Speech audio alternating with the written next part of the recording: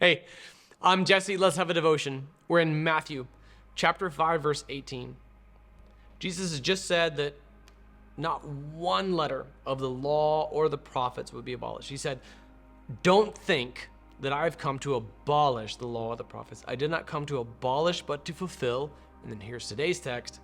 For truly I tell you, until heaven and earth pass away, not the smallest letter, nor one stroke of a letter will pass away from the law until all things are accomplished. And this word right here, the smallest letter in verse 18, it refers to like something so small as what you and I as English speakers would think of as like the dot at the top of a lowercase I. Not even an iota. The smallest letter of the law will disappear. Everything that God has said will come to pass. God has not abolished the law. There's an ancient heresy known as Marcionism, okay? M-A-R-C-I, okay?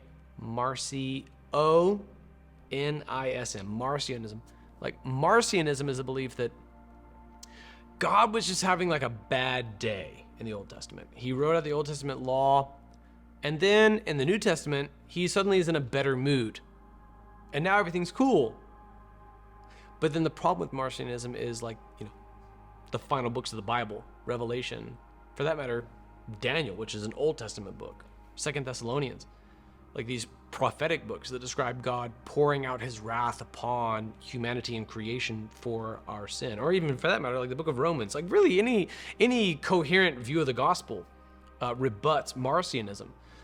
But that's exactly the hermeneutic held by atheistic critics such as like Richard Dawkins, who, to his credit, actually at least did read the Bible. They read the Bible, and everything looks great at first, and then things fall into disarray. And then God proclaims his wrath upon sin, and then we, as fellow sinners, like Richard Dawkins, look upon that, and like God and his indignation upon sin would say, like, look at that, God's changed his mind. We look upon God's proclamation in the days of the flood, saying that he regretted having created mankind. And say, look, that's God changing his mind. He created, and now he regrets it, and therefore he has changed his mind. And then we would go so far as to put words in God's mouth, saying like, God regrets having created. That's not true. That's Marcionism. God foreknew before the foundations of the earth, before the creation of the world, about the rebellion not only of Adam and Eve and the children of Noah, but you and I too.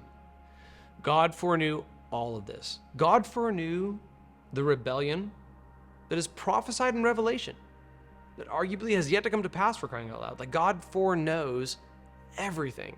And despite foreknowing all the rebellion, all the sin, all the murder, all the abortion, all the terrorism, all the gun violence, all of it, God chose to create nonetheless.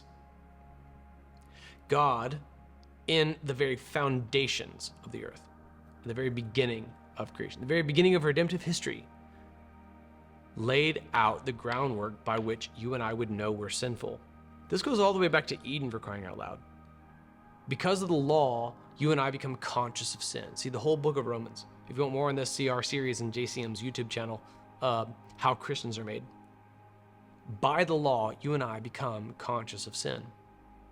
Therefore, every letter of the law is important, because by every letter of the law, you and I become very aware of our sin, of our shortcomings. So it's not like God has undone the means by which you and I become aware of sin. Rather, every single stroke of the pen, even the dots on the, if it were written in English, lowercase i's, they all will remain forevermore.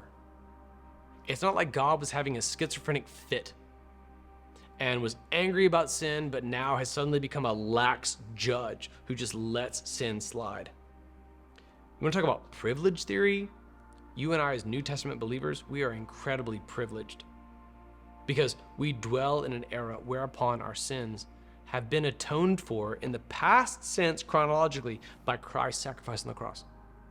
It's not like Christ suddenly mitigated, rather like, or changed the mind of God. Rather, he satiated fully the wrath of God upon sin. It's not like God has suddenly just let sin slide in the New Testament era. Rather, you and I are so accustomed to the grace of the New Testament, we might think that. God feels exactly the same way about you and I and our sin today, right now, in the year that it is, that he did about the sins of Old Testament peoples. Not one stroke of the pen has disappeared. Rather, every jot of the Old Testament law will remain forevermore, even through the New Testament era. Here's Matthew 5, verse 18. Truly I tell you, until heaven and earth pass away. Okay? It doesn't get any later than that, my friend. Not the smallest letter or one stroke of a letter will pass away from the law until all things are accomplished. That goes beyond the apocalyptic.